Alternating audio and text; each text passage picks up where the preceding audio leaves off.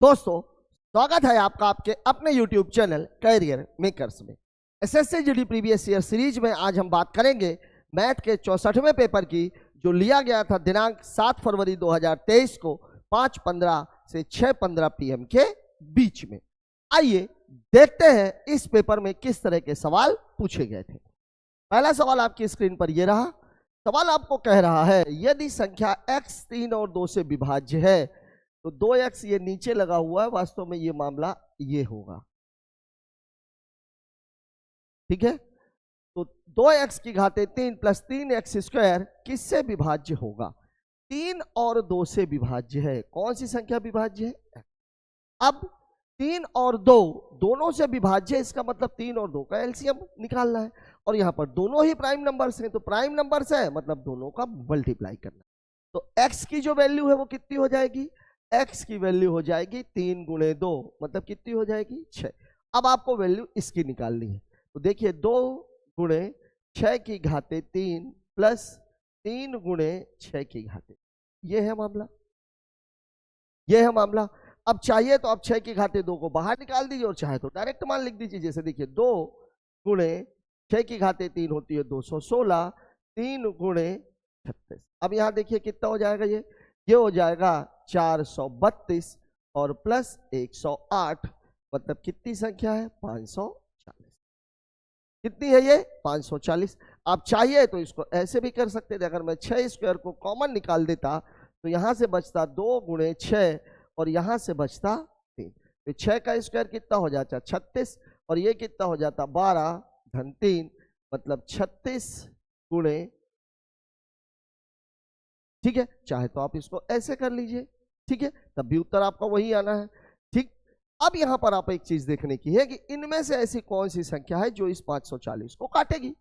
तरीका क्या है? तरीका है इसका गुणनखंड करना। वैसे अगर आप देख के देखना चाहो, 108 काट देगी, 428 से नहीं कटेगा, 72 से नहीं कटेगा, 214 से नहीं कटेगा, तो उत्तर तो एक ही नजर में 108 है इसका। ठीक है, लेकिन अगर मेरे को गुणनखंड करने के लिए मैं बोलूं तो 0 का मतलब ही होता है 2 गुणे 5, और 54 का मतलब क्या होता है?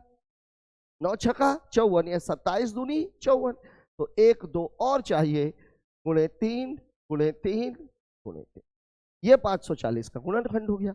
अब आप देखिए इनमें से कौन सी संख्या, देखिए 2 दूनी 4, ये 4 है, 4 है, तो 4 है, तो अब इसी में से कोई एक संख्या ऐसी है जो इसको बनाएगी।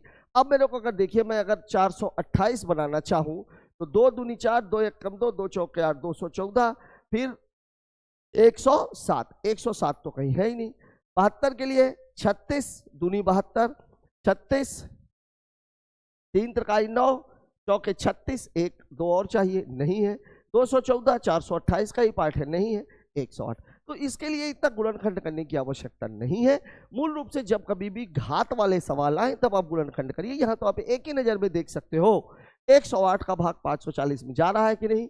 408। अब देखिए यहाँ पे 8 है, यहाँ पे क्या है? 0 है, तो 8 के लिए हमें क्या चाहिए? 8 का गुणा जब हम 5 में करेंगे तभी होगा। इसमें भी 5 का गुणा होगा, इसमें भी 5 का गुणा होगा, इसमें भी 5 का गुणा होगा। ठीक है, मतलब हमारा उत्तर है 108। ठीक है, बात कर लेते हैं अगले सवाल की। अगला सवाल हमसे बोल रहा है, देखिए फिर यहाँ पे घात का चक्कर है। -2 एक्चुअली ऊपर होगा, -2 यहाँ होगा, -2 यहाँ होगा, -2 यहाँ होगा। ठीक, अब आप देखिए 0.002, 0.04, 0.0006 का चतुर्थानुपाती। चतुर्थानुपाती का फॉर्मूला क्या होता है?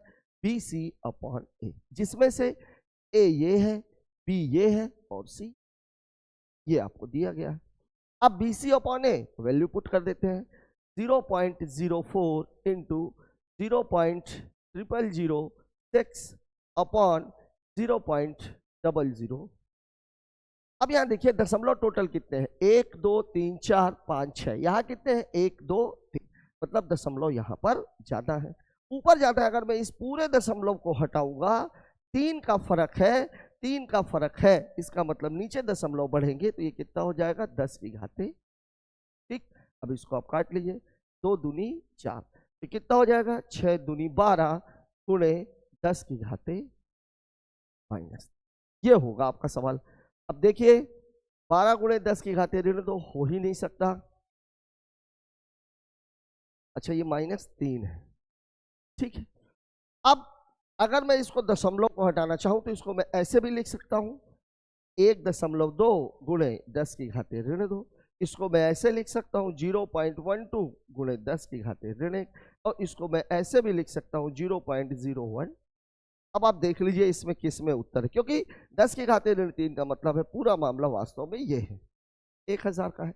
1000 का है तो अगर मैं इस जीरो को हटाऊंगा तो दशमलव यहाँ पे लग जाएगा, तो कितना हो जाएगा 1.2 गुणे 10 की घाते ऋण 2।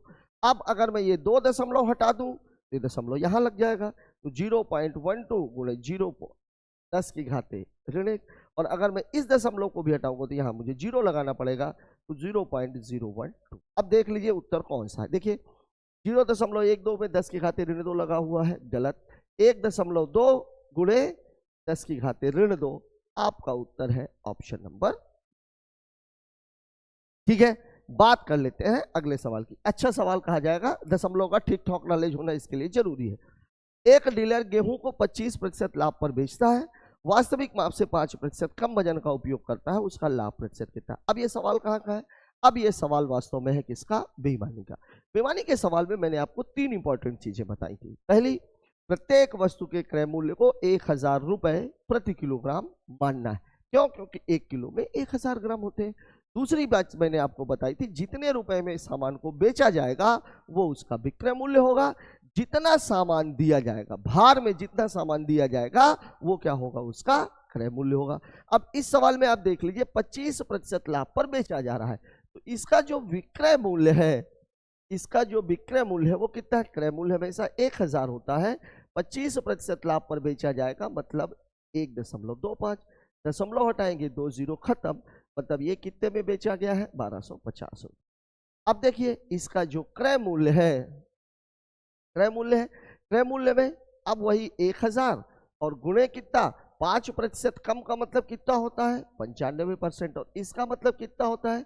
0.95 का गुणा। तो अब आप इसमें 0.95 का गुणा कर दीजिए। अब देखिए ये दशमलव हटाएंगे 2 जीरो कैंसिल, मतलब ये कितना हो जाएगा? तो 50।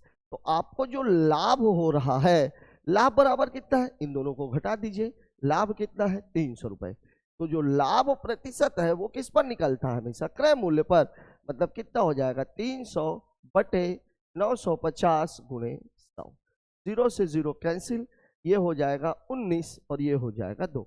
देखिए 19 किस में किस, अच्छा सभी में 19 है, तो ये कितना हो जाएगा?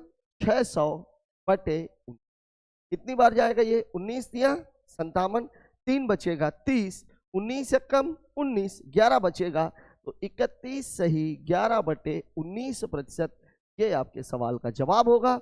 दिया गया है आपको ऑप्शन नंबर 2। ऑप्शन ऊपर नीचे लिखे हुए हैं, 31 सही 11 बटे 19%, ये हो जाएगा इस सवाल का जवाब। बात कर लेते हैं अगले सवाल की।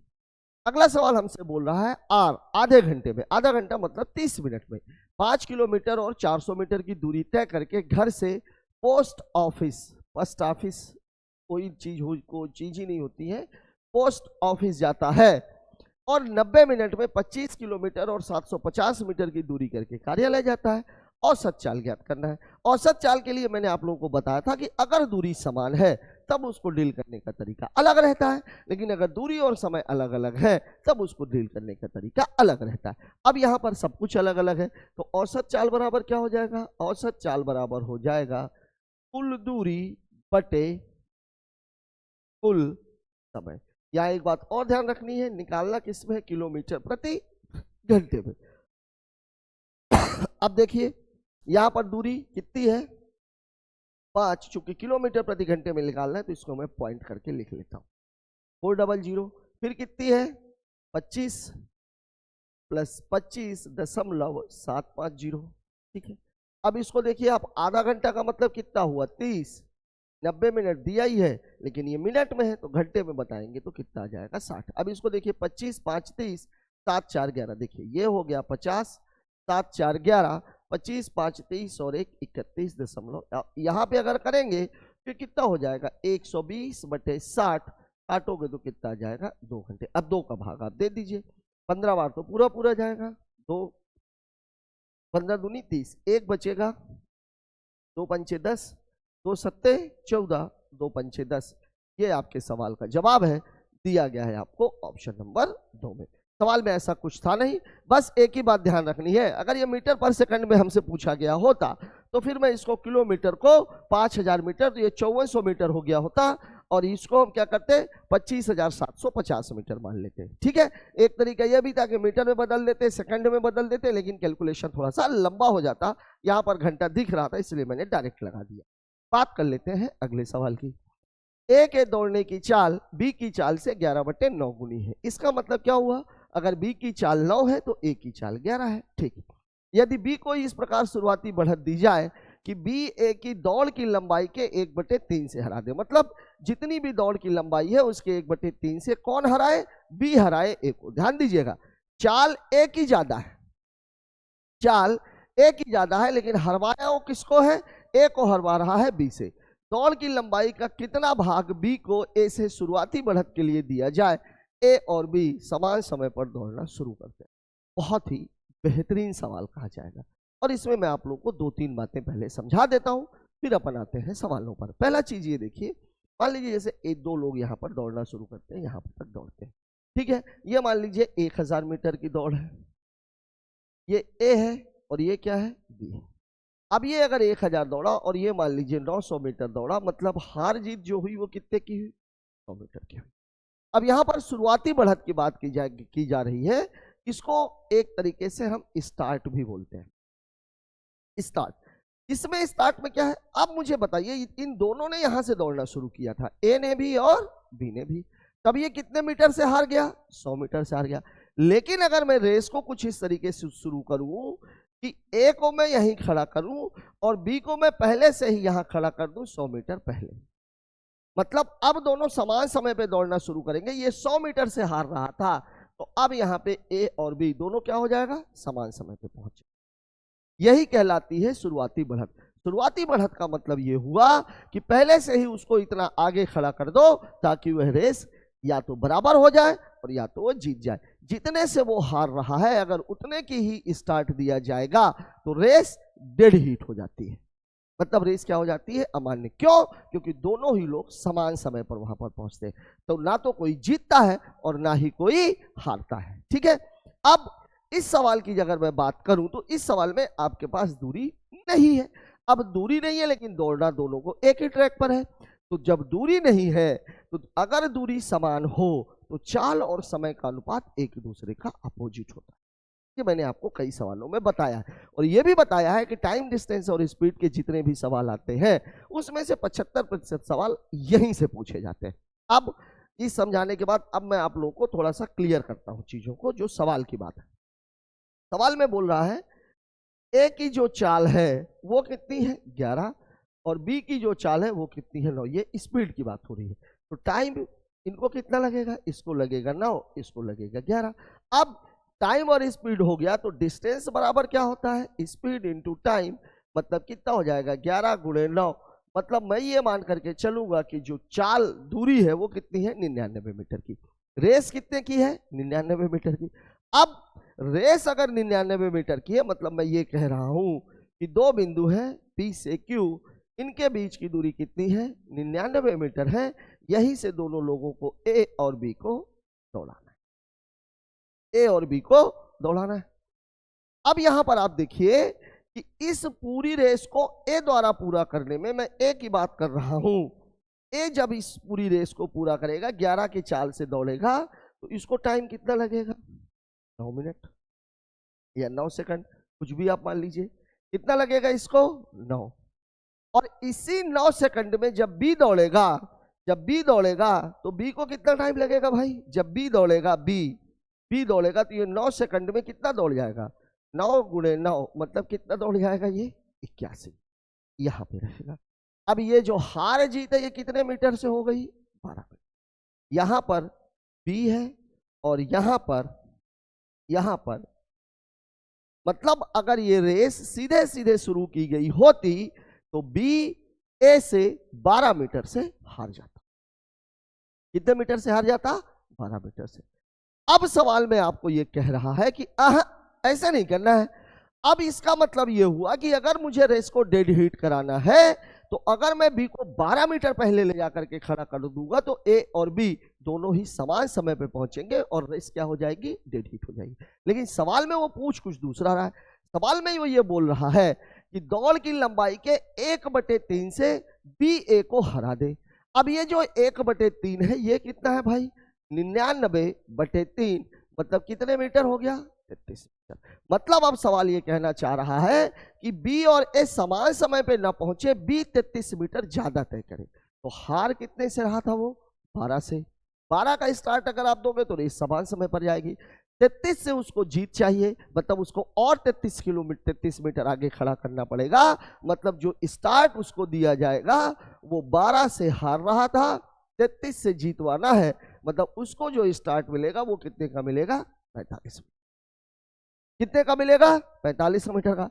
अब अगर मेरे से यहाँ पे मीटर में तो दिया ही नहीं, क्योंकि मीटर में तो सवाल है ही नहीं, भाग में दिया हुआ है, भाग में दिया हुआ है शुरुआती बड़ा। अब ये टोटल जो दूरी है वो कितनी हमने निकाल रखी है, 99 मीटर। तो टोटल दूरी अगर 99 मीटर है तो स्टार्ट जो उसको दिया जाएगा या शुरुआती बढ़त जो दी जाएगी वो 45/99, 9 पन्ना 45, 11 नहीं 99, मतलब जो स्टार्ट मिलेगा वो मिलेगा 5/11 का दिया गया है आपको ऑप्शन नंबर 3 में।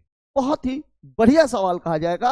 अभी तक के रेस के जितने भी सवाल पूछे गए हैं इनमें से शायद ये दूसरा सवाल है जो मुझे बहुत पसंद आया।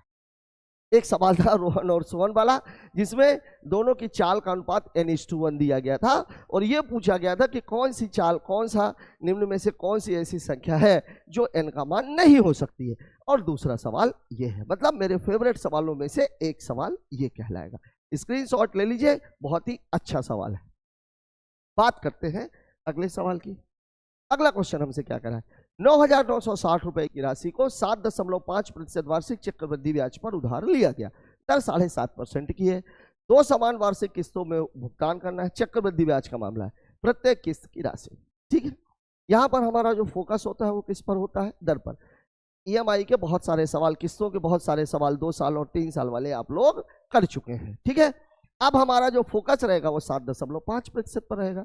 तो 7.5% का मतलब हुआ 7.5/100, इसको भी हटा देंगे तो 0, 25 × 75, 25 चौके 100, मतलब 3 लगेगा ब्याज 40 पे, मतलब कहानी हो जाएगी 40 से 43। ये कब की बात है, ये रहेगी फर्स्ट ईयर की। तो सेकंड ईयर में मामला कितने का रहेगा, 40 स्क्वायर से 43 स्क्वायर, ये रहेगा मामला सेकंड ईयर का। ठीक है, अब ये क्या है आपकी, ये जो 43 है, 43 और 43 का स्क्वायर है, यही तो ईएमआई है।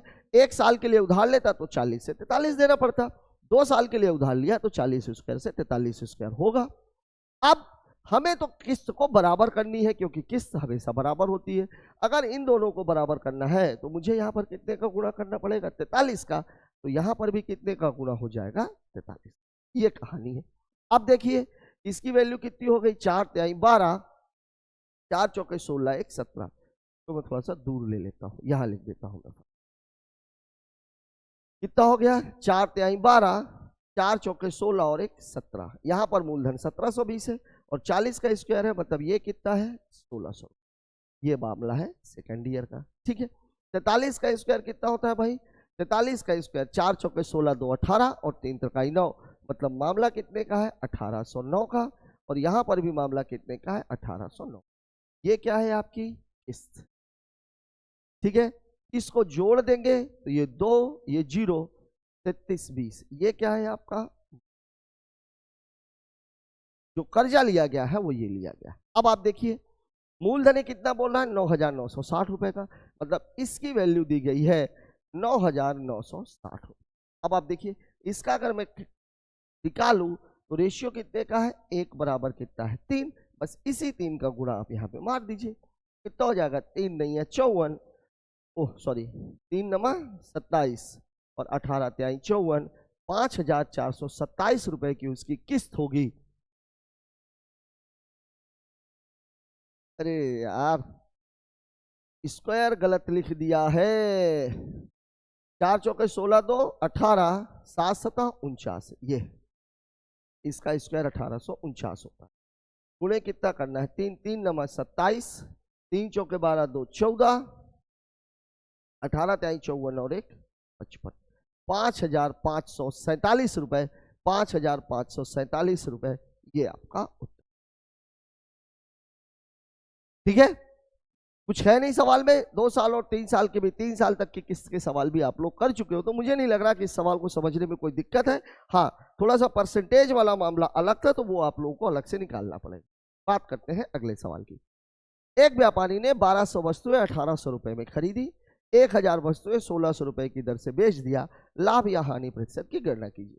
यहां मैंने आप लोगों को बताया था, चूंकि ये सवाल पहले भी आ चुका है, यहां मैंने आपको बताया था यदि अलग दर से वस्तुएं खरीदकर अलग दर पर बेची जाती है तो वस्तुओं की संख्या को हमेशा समान करना है। मतलब यहां पर जो समान होना चाहिए वो क्या होना चाहिए, वस्तुओं की संख्या, वस्तुओं की संख्या समान कर, ये बात आपको याद रखना है। ठीक है, अब आप देखिए सीपी। सीपी क्या है भाई, 1800 रुपए में कितनी वस्तुएं हैं, 1200। डाटा कुछ बड़ा ही है, ये क्या है, ये है रुपया, और ये क्या है, ये है संख्या। डाटा कुछ बड़ा है, 2 जीरो से 2 जीरो उड़ा देते हैं, 3 छक्के 18, ये सॉरी 6 तिरिक 18 और 6 दूनी 12। ठीक है, मतलब 3 रुपए में 2 वस्तु।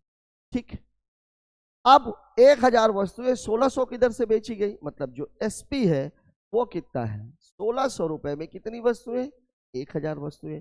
2 जीरो इसको भी रुपया ही है, 2 जीरो इसके, 2 जीरो इसके, 2 अट्ठे 16, 2 पंचे, ये आपकी कहानी।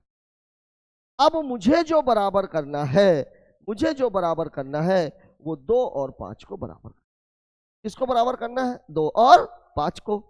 तो बराबर करने का तरीका क्या रहेगा, बराबर करने का तरीका रहेगा यहाँ 5 का गुणा, यहाँ 2 का गुणा, यहाँ 5 का होगा तो यहाँ भी 5 का होगा, यहाँ 2 का होगा तो यहाँ भी 2 का होगा। देखिए ये रुपया है, ध्यान रखिएगा ये रुपया है।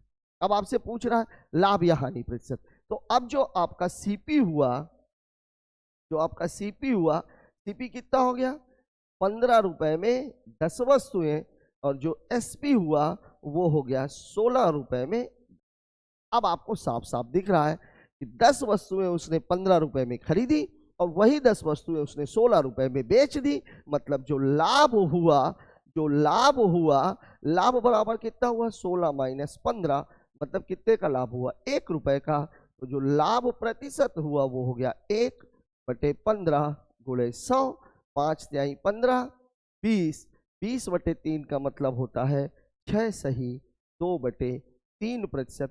यही आपके सवाल का जवाब है, 20/3 ही दिया गया है, मतलब उत्तर हो जाएगा ऑप्शन नंबर 3। ठीक है, अच्छा सवाल ये इस श्रेणी में कहा जाएगा क्योंकि सवाल को उसने सीधे सीधे नहीं दिया। अगर आप इसको 1200 और 1000 के हिसाब से ही करेंगे तो कैलकुलेशन काफी लंबा हो जाना है, इसीलिए सबसे पहला काम आप ये करिए कि डाटा को छोटा कीजिए। ठीक है, बात करते हैं अगले सवाल की। अगला क्वेश्चन हमसे क्या कह रहा है, पी क्यू और आर का औसत ए है, P Q plus Q R plus R P बराबर 0 हो तो P square plus Q square plus R square बटे 27 का मान होगा। क्या बात है, क्या बात है। जीडी में शायद ये पहला सवाल मुझे मिला है जो कि किसका है, अलजेब्रा।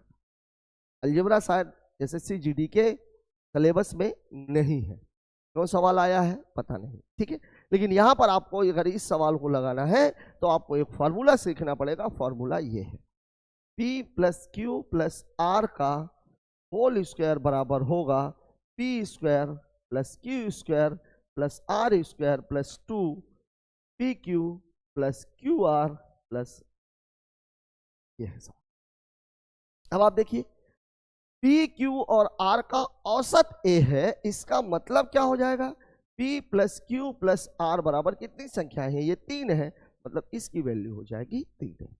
और साथ में आपको क्या दिया गया है, P Q plus Q R plus R P बराबर कितना गया है, 0। अब आप इसी चीज को पेस्ट कर दीजिए यहाँ पर। तो अगर मैं 3a को यहाँ पे पेस्ट करूंगा तो ये कितना हो जाएगा, 3a का स्क्वायर बराबर P square plus Q square plus R square plus 2, और इसकी वैल्यू कितनी है 0, गुणे कितना हो जाएगा 0।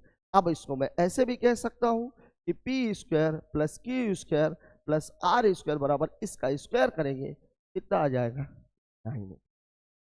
अब सवाल में आपसे इतना नहीं पूछा हुआ है, सवाल बोल रहा है कि बटे 27, तो यहां बटे 27 होगा, तो यहां भी बटे 27 होगा।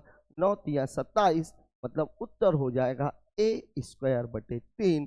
दिया गया है आपको ऑप्शन नंबर। बढ़िया सवाल अगेन कहा जाएगा, अच्छे सवाल मिल रहे हैं इस पेपर में। ठीक है, दौड़ का भी सवाल काफी अच्छा था। अलजेब्रा तो मुझे लगता था शायद आपके सिलेबस का हिस्सा नहीं है, लेकिन एक सवाल इससे दिया हुआ, इसके पहले तक मुझे कोई सवाल अलजेब्रा का नहीं मिला है। बात कर लेते हैं अगले सवाल की। पी, क्यू और आर एक कार्य को 38 दिनों में कर सकते हैं, क्यू और आर 76 दिनों में कर सकते हैं। दिनों की संख्या ज्ञात कीजिए जिसमें पी उसी कार्य को पूरा करे। बेसिक सा सवाल है।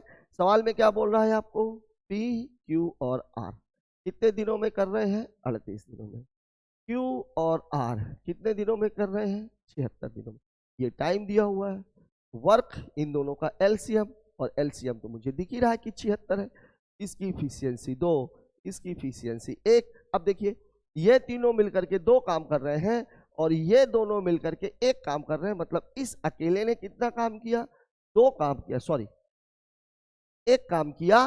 तो काम कितना है, 76, तो 76 बटे 1, मतलब काम जो पी करेगा वो कितने दिन में करेगा, 76 दिन में। दिया गया है आपको ऑप्शन नंबर 4। ठीक है, ये बेसिक सा सवाल कहा जाएगा। इस सवाल को तो मुझे लगता है कि आप लोग पढ़ते पढ़ते भी लगा सकते हो। ठीक है, बात कर लेते हैं अगले सवाल की। अगला सवाल, एक डीलर एक घड़ी पर 8% और 18% की छूट की घोषणा करता है। ठीक है, घड़ी का विक्रय मूल्य 943 है, अंकित मूल्य निकालना है। छूट वाले सवालों में मैंने आप लोगों को बताया था कि अगर छूट के सवाल में प्रतिशत देके उत्तर भी प्रतिशत में पूछा जाए तो आप उसमें फॉर्मूले का इस्तेमाल करिए, a + b - ab/100%। लेकिन अगर मामला रुपए का दिया गया हो तो फिर आपको सवाल को कैलकुलेट करना पड़ेगा। देखिए अब 8% की वैल्यू कितनी हो जाएगी भाई, 2/25। 18% की वैल्यू कितनी हो जाएगी भाई, 9/, ठीक है, ये हो जाएगी। 8/100 कर लीजिए, 18/100 कर लीजिए। अब देखिए छूट है, ये छूट है मतलब कमी है, मतलब कीमत कितनी थी 25, उसको घटा करके कितना कर दिया गया है, कीमत कितनी थी 50, उसको घटा करके कितना कर दिया गया है। ये आपका क्या है, ये है मार्केट प्राइस और ये है सेलिंग प्राइस। ठीक है, 25 पंचे 125, मतलब सामान हम मान के चल रहे हैं 1250 का, तो ये कितने का हो गया, 23 से कम 23, 3 2, 23 चौके 92 और 2 94, ये कितना हो गया 943। क्या बात है, क्या बात है, डाटा भी वही दिया हुआ है, 943 ही दे दिया है। 943 मतलब ये कट जाएगा, तो 1 बराबर 1, 1250 ही आपका उत्तर हो जाएगा। दिया गया है आपको ऑप्शन नंबर 1। बढ़िया डाटा था, थोड़ा सा गुणा करना था, 23 में गुणा करना, 23 से कम 23, 23 चौके 92, 92 2 94। कॉम्पिटिटिव एग्जाम की यदि आप तैयारी कर रहे हैं तो इतना मल्टीप्लिकेशन तो आपसे आना ही चाहिए। ठीक है, बात कर लेते हैं अगले सवाल की।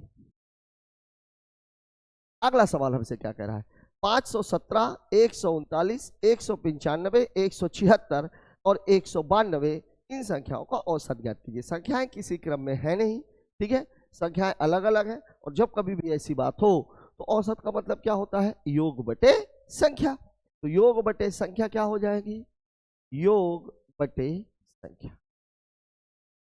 अब देखिए योग कैसे निकालोगे आप, देखिए 517 प्लस 139 प्लस 195 प्लस 176 प्लस 192 बटे 1 2 3 4 5, 5 ही संख्या है। वैसे अगर मुझे इसको जोड़ने के लिए कहा जाए मैं कैसे जोड़ूंगा, 5 और 8, 8 5 13, इनको देना है, 200 200 400, 400 500 900, इसको कितना चाहिए 24 चाहिए, 24 और दे दो, 15 यहाँ से बचेगा, 4 यहाँ से बचेगा, 19 बच जाएगा।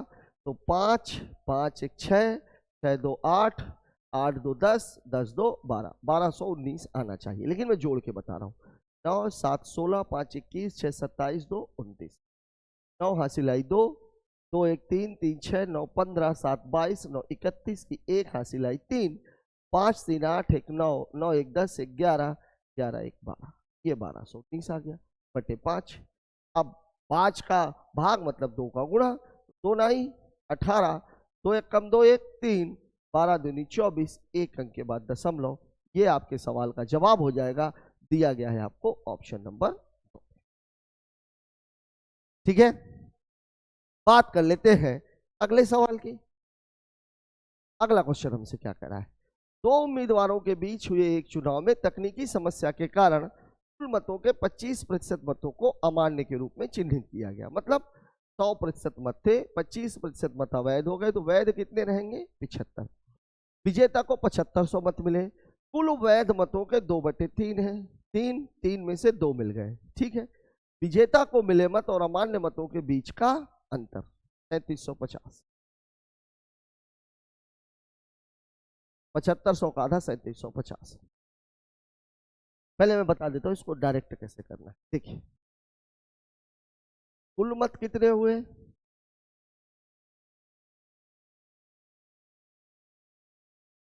कुल मत रहते हैं 100%। अवैध कितने हो गए, अवैध हो गए 25%, तो वैध कितने हो गए, वैध हो गए 75%। अगर मैं रेशियो में देखूं तो 4 1 और ये इतनी जल्दी ये सवाल लग क्यों गया, देखते साथी। अब यहां देखिए, इसको जो कुल मले हैं मत वो 2/3 है, 2/3 है, मतलब वैध के 2/3 है, तो वैध तो ऑलरेडी हमको 3 दिए गए हैं, वैध तो ऑलरेडी हमको 3 दिए गए हैं। तो जो जीतने वाला है, यहीं से पता लग गया कि विनर को कितना मिला है 2, और इन दोनों का जो अंतर है वो कितना है 1, और 2 की वैल्यू है 7500, मतलब 1 की वैल्यू हो जाएगी 3750। यही आपके सवाल का जवाब है। ठीक है, ये तो था डायरेक्ट लगाने का, ये क्या था डायरेक्ट लगाने का तरीका। ठीक है, अब मैं आपको थोड़ा सा बेसिक से भी बता देता हूं, इसको आप वो कर सकते हैं। देखिए, विनर को जो मिले, विनर को जो मिले वो कितने मिले 2/3।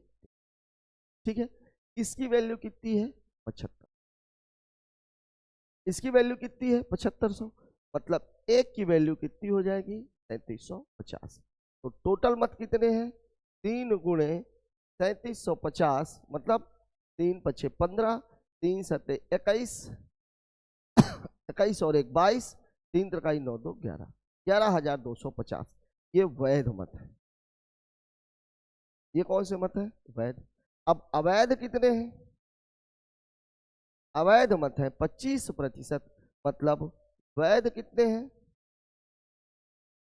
75%। यही तो है, यही तो है, यही ना है। तो विजेता को मिले मत और अमान्य मत, अब आपको 25% निकालना है, 75% की वैल्यू आपको दे दी गई है। ठीक है, ये कितनी है, ये 75% है।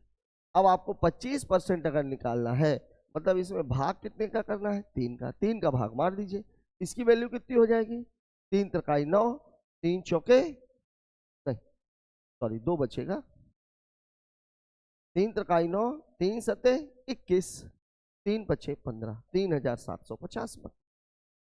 अब आपसे ये पूछ रहा था कि कुल विजेता को मिले मत और अवैध मत, तो इनके बीच का अंतर कितना हो जाएगा 7500 माइनस 3750, मतलब उत्तर हो गया 3750। अब यहां पर ये डाटा में जो बढ़िया चीज थी वो ये थी कि यहां पर उसने 3 दे दिया। अगर उसने 3 नहीं दिया होता तो क्या करते, तब हमें चीजों को बराबर करना पड़ता। वहां पर वैध कितने आ रहे थे 3, यहां मान लीजिए 5 दे दिया गया होता, तो हम वैध को 5 से 15 कर देते, तो 15 कर देते तो ये फिर ये 10 हो जाता। बस कुछ करना नहीं है सवालों में, सवालों को केवल देखकर ही आपको निकालना है। ठीक है, 3750 ये इस सवाल का जवाब है। बात कर लेते हैं अगले सवाल की। अगला सवाल हमसे क्या कह रहा है, अर्धगोले की त्रिज्या बराबर शंकु की त्रिज्या बराबर शंकु की ऊंचाई। अर्धगोले का वक्र पृष्ठ और शंकु के वक्र पृष्ठीय क्षेत्रफल, शंकु के वक्र पृष्ठीय क्षेत्रफल का अनुपात कितना होगा। क्या बात है, क्या बात है। अर्धगोले का वक्र पृष्ठ बराबर कितना होता है, पहले तो आप ये जान लीजिए पाई आर। शंकु के मामले में आर बराबर एच है, मतलब मैं आर और इसको भी आर लिख सकता हूं और इसका भी आर बराबर ही है। और इसका जो वक्र पृष्ठ होता है शंकु का वक्र पृष्ठ कितना होता है भाई? शंकु का वक्र पृष्ठ होता है पाई आर, ये होता है। और एल का जो मान है एल बराबर वो कितना होता है? Root of R square plus H square. अब यहां तो दोनों ही आर है तो मैं दोनों को आर लिख देता हूं, मतलब ये कितना हो जाएगा? रूट ऑफ 2r स्क्वायर, मतलब मैं कह सकता हूं कि 2 रूट आर हो जाएगा, सॉरी आर रूट, किसकी वैल्यू हो जाएगी? ये एल की। अब देखिए अनुपात निकालना है। अर्धगोले का वक्र पृष्ठ कितना है? 2 पाई आर स्क्वायर। इसका कितना है? Pi into R into root. देखिए पाई से पाई कैंसिल, आर स्क्वायर से आर स्क्वायर। अब आपका रेशियो कितना आ गया? ये रेशियो था तो 2:√2, या इसको मैं ऐसे भी लिख सकता हूं कि √2:। ये आपके सवाल का जवाब है, दिया गया है ऑप्शन नंबर 4 में। ये मैंने क्यों लिखा? क्योंकि 2 की वैल्यू क्या होती है? √2 इंटू √2। ठीक है, एक √2 से एक √2 कैंसिल हो जाएगा, बचेगा √2:1। ठीक है, सवाल में कुछ है नहीं, सवाल में केवल एक फॉर्मूला रखना है। फॉर्मूले आपको दोनों के पता होने चाहिए और एल की वैल्यू निकालनी है। और एल की वैल्यू के टाइम पे आपको यह बात ध्यान रखनी है कि शंकु की त्रिज्या और ऊंचाई दोनों समान है, इसलिए मैंने एच की वैल्यू को क्या पेस्ट कर दिया है? आर पेस्ट कर दिया है। ठीक है, बात कर लेते हैं अगले सवाल की। बढ़िया सवाल कहा जाएगा वैसे। चक्रवृद्धि ब्याज की किस वार्षिक दर से वार्षिक संयोजित धनराशि 4 वर्षों में, कितने वर्षों में? 4 वर्षों में स्वयं की 625/256 गुनी हो जाएगी। 625/256, मतलब जो मूलधन था वो 256 था मान लीजिए, और ये 4 वर्षों में कितना हो गया है? 625 हो गया। कितने सालों में हुआ है? 4 वर्षों में। कुछ मत करिए, अब आपको 4 साल है तो 4 रूट लगाना पड़ेगा। 4 रूट 256 और 4 रूट 625। अब अगर आप देखें तो ये 4, ये किसका है? ये 4 गुणे 4 गुणे 4 गुणे 4, 4 चौके 16। 256 का जो वर्गमूल है कितना होता है? 16, और 16 किसका वर्गमूल है? 4 का। 625 का वर्गमूल 25, और 25 का वर्गमूल कितना होता है? 5। 5 गुणे 5 गुणे 5, मतलब पूरी कहानी ये हो गई कि मामला है 4 से 5 का। ब्याज कितना मिल रहा है? 1, तो दर बराबर कितना हो जाएगा? 1/4 गुणे 100, मतलब उत्तर आ जाएगा आपका 25%। यही आपके सवाल का जवाब है, दिया गया है ऑप्शन नंबर। ठीक है, कितना शानदार डाटा दिया हुआ था, कितना शानदार डाटा दिया हुआ था। अब 4 रूट आपको नहीं निकालना था तो भैया इसका स्क्वायर निकाल लीजिए, फिर जो आए उसका भी स्क्वायर रूट, इसका स्क्वायर रूट, और फिर जो आए उसका भी स्क्वायर रूट, इसका भी स्क्वायर रूट, और फिर जो आए उसका भी स्क्वायर। अब आप ये तो पता होना चाहिए कि 256 का स्क्वायर रूट 16 है, 625 का स्क्वायर रूट 25 है, 16 का स्क्वायर रूट 4 है, और 625 का स्क्वायर रूट, वो 25 का स्क्वायर रूट 5 है। मतलब मामला 4 से 5 का है, ब्याज 1 मिल रही है 4 पर, दर 25%। बात कर लेते हैं अगले सवाल की। एक खिलौने पर 15% की छूट है, 15% की एक और क्रमिक छूट है, खिलौने पर प्रभावी छूट प्रतिशत में दिया गया है। अभी अभी मैंने आपको बताया कि छूट के मामले में जब रुपए में देकर के मामला रुपए में पूछा जाए तो सवाल को हल करना है, लेकिन अगर प्रतिशत में देकर के प्रतिशत में पूछा जाए तब मामला क्या हो जाएगा? a + b - ab/100, ये आपका परसेंटेज है। अब ए और बी दोनों की वैल्यू, ए की वैल्यू भी 15% है, बी की वैल्यू भी 15% है। कुछ नहीं करना, 15 + 15 - 15 × 15 बटे, ये हो गया। अब 15 + 15 कितना हो गया? 30, माइनस 15 में 15 का गुणा करेंगे 225, और 2 जीरो है तो 2 5, 30 2.25 है, 30 में से 3 घटाइए 27, 25 को पूरा करने के लिए 75 की जरूरत है, उत्तर हो जाएगा 27.75%, दिया गया है ऑप्शन नंबर 2। ठीक है, बात कर लेते हैं अगले सवाल की। अगला सवाल हमसे क्या कह रहा है? 100 सेंटीमीटर लंबे बोर्ड को काट कर 86 सेंटीमीटर का कर दिया गया, कितना प्रतिशत हटाया गया? हटाया गया ये बोल सकते हैं कमी की गई। कुछ नहीं है भाई, सीधी सी बात है, 100 से 86 बचा है, मतलब कमी कितने की हुई है? 14 की। ये कमी है, कमी प्रतिशत 14% आएगा ही। डाटा इतना खूबसूरत है, इस सवाल को हल भी नहीं करना चाहिए आपको। कमी प्रतिशत कितना हो जाएगा? मूल कितना था? 14 गुणे कितना? 100। ये से ये कैंसिल, उत्तर कितना हो जाएगा?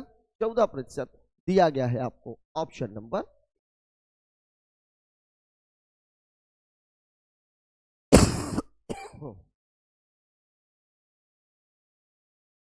बेसिक सा सवाल है, कमी प्रतिशत निकाल। बात करते हैं अगले सवाल की। एक जैकेट और हैंडबैग की कीमत 3:2 है। जैकेट की कीमत हैंडबैग से 600 रुपए अधिक है, तो हैंडबैग की कीमत 1200 रुपए। करना ही नहीं सवाल में। मूल रूप से क्या, देखिए, एक जैकेट है, एक हैंडबैग है, ये 3 है, ये 2 है, दोनों के बीच का अंतर 1 है, और इस सवाल में कितना दे रहा है? 600 रुपया। पूछा किसका? हैंडबैग का। 2 की वैल्यू कितनी हो जाएगी? 2 गुणे 600, मतलब उत्तर कितना हो जाएगा? 1200 रुपए। यही आपके जवाब है। मुझे नहीं लगता कि इस सवाल को लगाने की भी जरूरत आपको पड़नी चाहिए, पिछले सवाल को भी और इस सवाल को भी। बात कर लेते हैं अगले सवाल की। रोहन और सोहन एक काम को 10 और 12 दिनों में पूरा कर सकते हैं, ठीक है। यदि वह सोहन से, क्या बात है, ध्यान दीजिएगा, काम अब सोहन से स्टार्ट हो रहा है। अभी तक जितने भी सवाल थे वो रोहन से स्टार्ट करते हैं, एकांतर दिनों में काम करते हैं। पूरा कार्य कितने दिनों में? देखिए, रोहन कितने दिनों में कर रहा है? 10। सोहन कितने दिनों में कर रहा है? 12। ये टाइम दिया हुआ है। वर्क इन दोनों का क्या रहेगा? वर्क जो निकालोगे आप वो इन दोनों का एलसीएम, तो 10 और 12 का एलसीएम 7। इसकी इफिशियंसी 6, इसकी इफिशियंसी 5, ठीक है। अब अगर एकांतर दिनों में काम कर रहे हैं, इसका मतलब जब रोहन करेगा तो सोहन नहीं करेगा, और जब सोहन करेगा तो रोहन नहीं करेगा। तो अब आपका मामला कितना हो गया? ये 6 + 5, मतलब ये जो 11 काम है, ये 11 काम अब होगा 2 दिनों में, और इसी को हम मान लेते हैं 1। अब देखिए, टोटल काम कितना है? 60। अब अगर मैं 60 में 11 का भाग दूं तो 11 बचे 55, कितना बचेगा? 5। मतलब पूरी कहानी क्या हो जाएगी? 5 यूनिट और प्लस 5। यहीं पर इसी काम में जरूरत पड़ती है कि काम की शुरुआत कौन कर रहा है। अब 5 यूनिट का मतलब कितना हुआ? 1 यूनिट 2 दिन की है, प्लस अब काम को शुरू कौन कर रहा है? ये।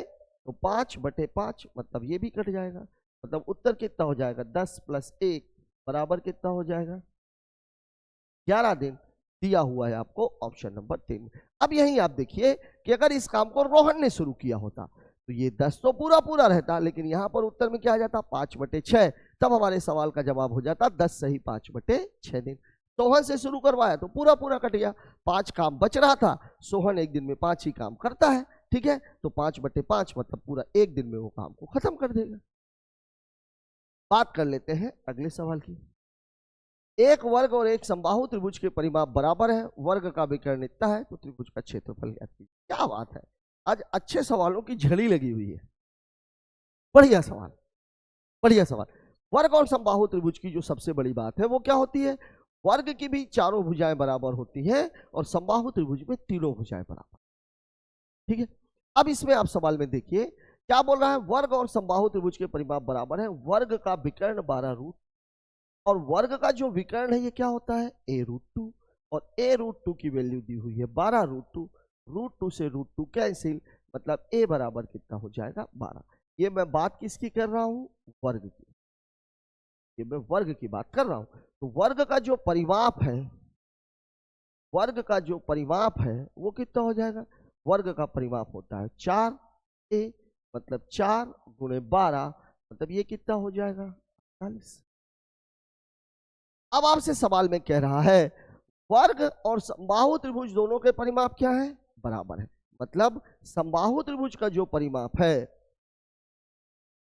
समबाहु त्रिभुज का परिमाप बराबर कितना होता है? 3a, और इसकी वैल्यू दी गई है 48, मतलब a बराबर हो जाएगा 48/3, मतलब कितना हो जाएगा ये? ठीक है। और समबाहु त्रिभुज का जो क्षेत्रफल है वो क्या होता है?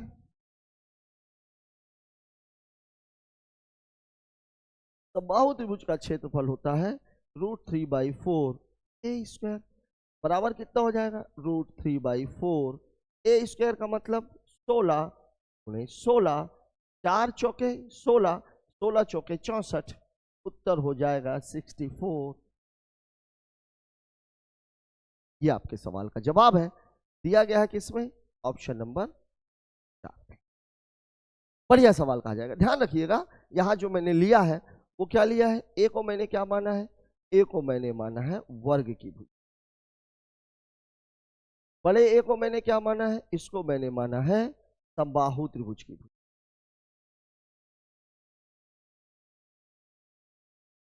ये बात याद रखनी है, क्योंकि एक ए और ए एक जैसे ना दिखने लग जाए, इसलिए मैंने एक को स्मॉल ए ले लिया है और एक को क्या ले लिया है, कैपिटल ए ले लिया।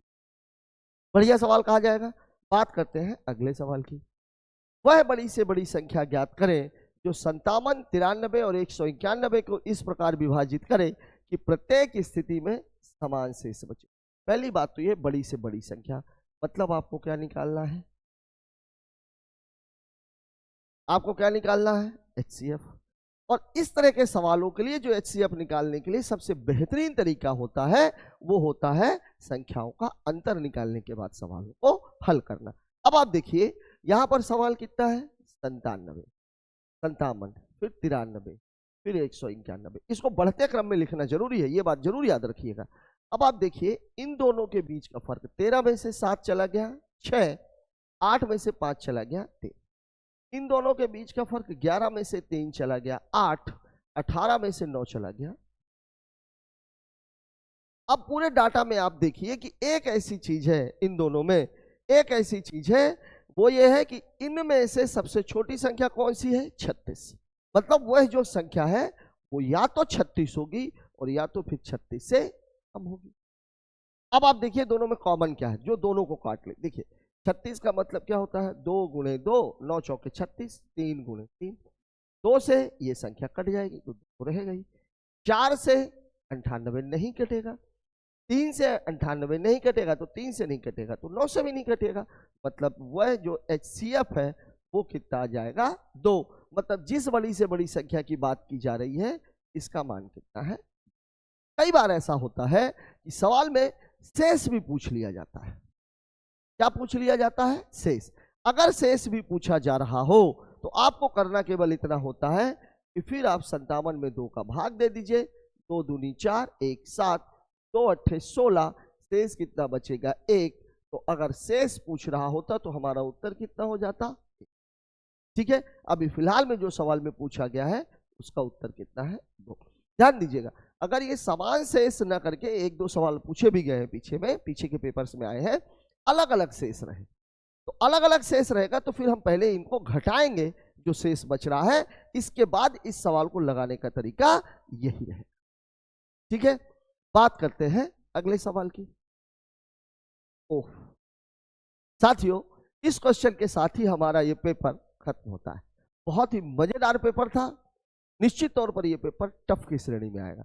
अभी तक जो पेपर्स आ रहे थे, बच्चा अगर उन पेपर्स को ट्रैक को देखते हुए इस पेपर को देने के लिए गया होगा तो निश्चित तौर पर उसे कुछ ना कुछ धोखा मिला होगा। क्यों? क्योंकि अलजेब्रा में भी सवाल बहुत बढ़िया पूछा गया, मेंसुरेशन का सवाल भी बहुत बढ़िया था, नंबर सिस्टम के सवाल भी अच्छे थे, कमर्शियल के सवाल भी बहुत अच्छे थे, रेस का सवाल भी बहुत जबरदस्त तरीके का। मतलब 5-6 सवाल तो ऐसे थे जो आपके हुनर को टेस्ट कर रहे थे। लेकिन देखिए उसी को कंपनसेट करने के लिए उसने 3-4 सवाल ऐसे दे दिए जिनको आप केवल पढ़ करके उत्तर को टिक कर सकते। यही होती है एग्जामिनर की खूबी और यही खूबी होती है हर इंसान। आज का ये डिस्कशन आपको कैसा लगा कमेंट बॉक्स में जरूर बताएं। मिलते हैं कल एक और नए वीडियो के साथ, तब तक के लिए जय हिंद।